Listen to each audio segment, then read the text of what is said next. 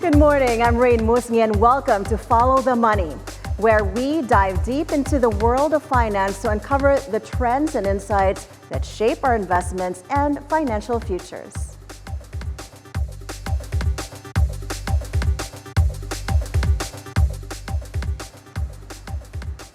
Today, we're taking a closer look at the exciting and complex world of Forex trading. Whether you're a seasoned investor or just starting to explore foreign exchange, understanding how currency fluctuations impact global markets is crucial for making personal, informed decisions. How do recent trends affect your investments? Please join me in welcoming our guest, Dan Roces, Chief Economist of Security Bank. Dan, good to have you, and nice to see you again. Nice to see you, Raine. Good morning. Good Thanks morning. for having us. Yeah. So right now, a lot of people are looking at the U.S. Dollar and Philippine peso exchange rate. We're doing so much better than a few months ago. Right. Is now a good time to enter the market? Would you say, how would you gauge the peso's appreciation from an historical context and from an outlook context? Okay. So to answer your first question, is it a good time now? I think in the Forex market, it's always a good time, no? Depending on where you stand. No? For example, if you're somebody who's importing, no? So the strength of the peso will be beneficial to you. No? So it makes the goods that you import much more affordable, no? Than when we were at around the 58 to 59 level. No? So if you're an exporter, no, if you would have hedged a while back when the peso was quite weak, no, it's also a good time for you. No? So it depends actually on how your appetite is, no, in terms, and your needs, of course, no, in terms of the Forex market. Especially if you're an OFW or the family of an OFW, overseas Filipino worker.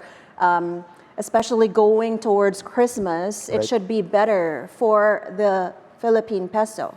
That's right. No? And to tie that up with your earlier question about the historical context, usually OFW remittances come in, no, right before the fourth quarter. No? So that's actually peak remittance season, no? And that actually helps the peso strengthen a bit. No? Every fourth quarter or approaching the fourth quarter, we see an appreciation of the peso. No? That's mostly because of the inflows that's coming in. No? So those came from OFWs as well. No? So that's why probably the part of the what we're seeing right now in terms of the trend of the peso is actually most of the remittances already coming in. Right. So right now we're mentioning already like the demand and supply for the U.S. dollar affecting the value of the peso and the U.S. dollar. So in effect, are there if I was a retail investor, I would just basically keep hoarding more dollars and probably saving it in a personal dollar account. Right. But if you wanted to venture into Forex trading, what are the steps towards doing that? Actually, Forex trading is quite intuitive. No? You just have to know the basics of the market. No? But it's, of course, there are seasoned traders who are into that. No? For example, bank traders, no? And you have hedge funds, you have specialized trading houses doing that. No? But more and more, we're seeing retail traders as well, no? Dabbling into the Forex market. No? But that it doesn't come without risks. I think, of course, the seasoned traders will already be very wary of that. They have that sixth sense already, no? In terms of the risks involved. For one, the Forex market is very volatile. No? So, with volatility comes higher risks, but the rewards will be higher, no? If you time it properly. No? So, I guess it's more of, it's supply and demand, basically. No? So, you take a look at if the dollars are coming in, that will actually mean that the peso will be appreciating. No? If there are outflows, if you take a look at all the other indicators, you have balance of payment, you have tourism receipts, you have remittance levels. No? So it's just a matter of timing. No? timing the market, no, in order for you to be able to gain from the forex trade. The Fed rate decision also affects, That affects it, yeah. the value of the dollar versus the peso. So That's right. if, for example, you are an OFW family and you do want to kind of save some dollars or trade on the side, what are the best, would you be able to briefly share with us, like what are the best performing currencies so far this year? Would the peso be one of them? And if you wanted to get into the market, when do you go? What is the best time to go in the year? Okay, so I think, of course, when items are more affordable, no, that's when people buy it. No? Same goes with the currency. If the dollar is actually weaker than the peso, meaning the peso is stronger, no, that's when you would want to buy into the dollar in order for you to have that or more dollars into your portfolio. No? So that when the dollar strengthens, now you have that basket in your portfolio that will eventually be growing as well. No? In terms of the regional trends, the peso has essentially been following the regional trend. What I mean by that is when the dollar was actually really strong in the first, second quarter of this year, all the other currencies in the Asian sphere, usually the ASEAN currencies actually got weaker. So the peso was actually with that trend. So in other words, essentially the strength of the dollar that was causing the weakness of the regional currencies. So having said that, and as you mentioned earlier, the Fed rate cuts will probably give off some volatility, especially when the signals aren't as clear as what we saw in the second quarter. No? Yeah. Right now, they have signaled that they will be cutting rates, so that's actually lending to the strength of the peso, meaning the dollar is actually weakening.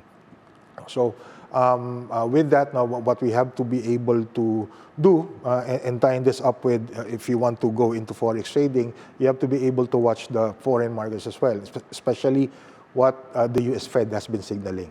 So the basics is that if the Fed will be cutting rates, the dollar should be weaker. What kind of upside are we looking at for the USD to PHP kind of currency exchange? Well, of course, once we do engage in trade, if we prop up our export side, that should help with, not really weakening the peso, but actually stabilizing it. Dollars will be well, I mean, it will be favorable to the exporters as well. Upsides will be, of course, if you have that, you have the dollar in your portfolio. If you were able to save up when the peso was stronger, once the dollar actually strengthens or stabilizes, you have that portfolio growing with it.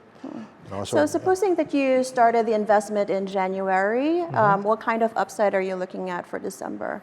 Do you have an outlook for the peso? Okay, actually we are looking at probably somewhere in the vicinity of 55.5 to 56 pesos to the dollar by the end of the year. But it doesn't mean that it's going to stay there. Yeah. There's a lot of volatility coming, especially geopolitical ones. So you have Middle East problems, you have the Ukraine-Russia war, so that could affect the euro as well, which affects the G20 basket. So that's why it's very volatile. But if you're willing to go to that risk, and you time it properly, it actually can give you good returns as well. So it's an upside of about less than 10%. And then you do have to take a look also at some fees, perhaps, when you get into the market or when you get out. What kind of fees are we looking at? Well, if you're with a trader, of course, there are management fees that you will have. But more and more, I think that's why, there are retail traders. It's mostly, they're doing it with their own money. They're trading their own money. It's accessibility. But of course, if you do not have a grasp of the fundamentals, that's really going to hurt your trading pattern. No? It's best to consult with a seasoned trader, Right. especially those in banks. When you see the peso appreciating, significantly better than other regional currencies, of course, there are some speculations that the Bangko Sentral, the Philippine Central Bank, is intervening in the market. How should we read that, the BSP's intervention in the currency exchange? Well, they admitted as much, no, that they were intervening. No? I think a couple of months back, BSP Governor Remelona did say, no, that they were intervening. They do that in order to make it less volatile, no, because it wouldn't be in the best interest of the country and in the banks as well, and in the central bank in particular, to have a very volatile peso. No? So that will erode investor confidence, that will erode the stability and the value of the peso. No? So at some point, central banks need to intervene. No? At some point, no, they don't do that all the time. Only when situations not permit, no? Situations will require them to do it. No? Yeah. So the read into that is, that we have very good external cover. The money that the BSP uses to intervene in the Forex market is called the GIR, that's the international reserves. We have a very, very ample external cover. We're currently at around 106 billion.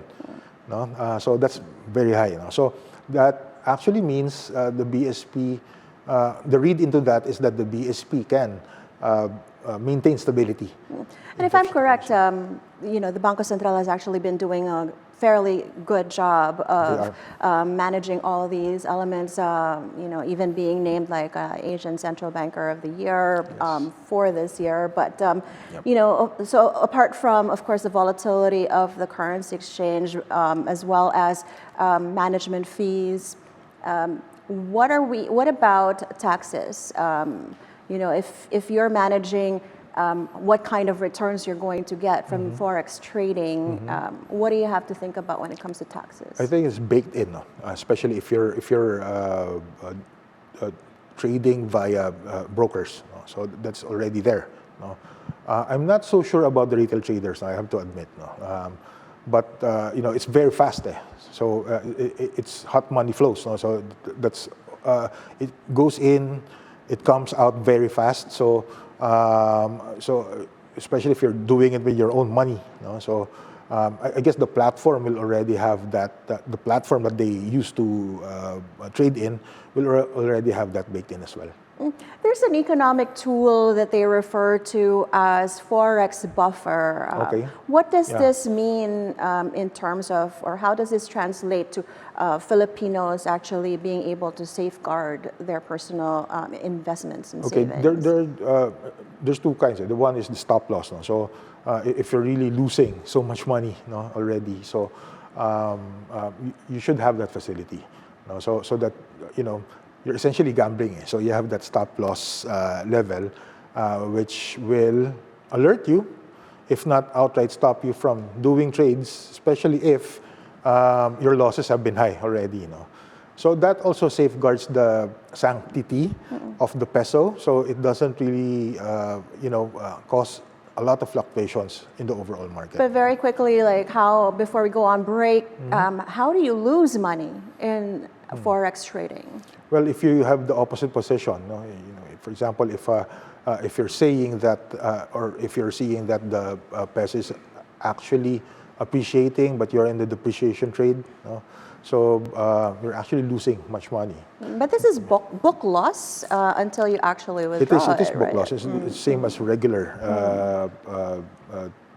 trading tools. And which means the strategy is to just hold it until it appreciates but it's very volatile again. It's very different from the stock market. It's very different from the bond markets. So it's high risk, high return. So that's why we'd be saying, just leave it to the professionals. If you are going to trade on your own, using your own money, make sure it's not your life savings. Just something that you can get comfortable losing in the event. And on that note, we'll leave it there for a moment. We're taking a quick break. We'll be back with Dan Roces in a moment. Follow the money. We'll be right back. Stay with us.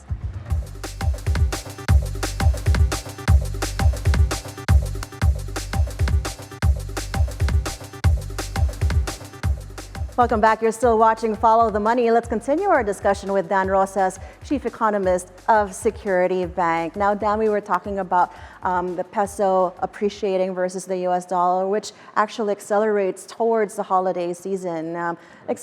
Tell us about that. And of course, it's a big season also for the OFWs. Right, yeah. So, so you're correct. Now, every end of the year, the fourth quarter, remittances actually come in, and that has something to do with our culture, which is, Christmas season. So people actually go shopping. That's why we see the GDP, the component of the GDP, which is private consumption, actually shoot up every fourth quarter. So you have family members sending money home, for the benefit of their family members, for them to be able to go shopping and do some savings as well. So the bulk of remittance actually come in by the fourth quarter. And that's not all. The other thing is remittances coming from the local source, which is the BPOs, also get reported in the fourth quarter. So that's a lot of inflows in terms of dollars coming in. So that actually supports the peso. That's why we see the peso always appreciate, not in the past 2 or 3 years. Whenever the fourth quarter comes in, the peso actually tends to appreciate. So that's mostly because of inflows. The other thing is, what we're seeing more and more is the contribution of tourism. So you have tourism receipts, because when you're a tourist, when you come to the Philippines, you exchange your dollars for peso. Right. So the dollars actually are counted into the inflows as well. So we have a very vibrant tourism industry this year. So we're expecting those to actually support the peso as well. So that means, that there's going to be some appreciation in the peso. So on the side, picking up on these economic factors that lead to the appreciation of the peso, you mentioned remittances, you mentioned tourism, we also talked about the Bangko Sentral. Now, on the side, like in a long-term basis, so that we don't have to rely on remittances or seasonal factors, or even external factors. Inside in the country, what would you like to see happen in the economy, in our local landscape, so that the peso continues to appreciate without these factors? Well, not really much on appreciation, but probably just stability in terms of the currency. So we want to be able to see inflation falling within target. So that's between 2 to 4% inclusive. So that means that price growth is actually controlled or within acceptable levels. The other one is that more foreign direct investments come in. So that means, the flow will be supportive of the currency as well. Tourism, of course, that is a sustained number of tourist arrivals actually sustain the local currency as well. So that will be good because that will create a circular motion in the economy. So you have consumption, you have infrastructure development, you have some awareness of growth as well. So at least those basics to actually stabilize the Philippine peso. Perhaps, Dan, as a final word, what would you recommend what kind of investment mix would you recommend to Filipinos at the moment, so that maybe they're emotionally, psychologically stressed from the pressure of providing for the families and also protecting yourself from any unwanted events, unforeseen events as well. So. Considering how Forex has contributed to personal finance, would you recommend that people put a lot of their savings in there? or traditional savings products, or perhaps other asset classes? Okay, so that will actually depend, no, on your appetite for risk and how much you need the money. No? But of course, it won't hurt if, of course, don't go into savings accounts only. No? Don't put all your eggs into one basket. And I know it's cliche, no, but more and more we're seeing people getting more financially sophisticated. No? And with that, the risks increase. No? Some of them think that some people will think that they might be very good stock market investors. No? Some people will think they're very good forex traders. No? I think at the onset, get a professional. Yeah. Like for example, in Security Bank, we have you have our wealth managers, we have investment side, no? So we have investment advisors as well, no? And we have very good traders. So get professionals, and then ask them to diversify your portfolio. No? So you have bonds, you have stocks, you have some sort of savings to be liquid, you have the money market fund, and of course, you can dabble into Forex as well. No? All right, and I can see from your website and Security Bank that they can send you actually an email yes. or shoot you a message right. for further questions about Forex trading. Thank you so That's much correct. for joining us today. Dan Roces of Security Bank, Our Chief pleasure. Economist. We appreciate you being here. Thank you. And before we go, we'll leave you with this final thought from American businessman George Soros. Currency trading is a complex art requiring both an understanding of human behavior and a grasp of economic fundamentals. And that is it for today's edition of Follow the Money. I'm Raine Musñgi. Thank you so much for watching. Keep it here on BNC, the Bilyonaryo News channel, always on top.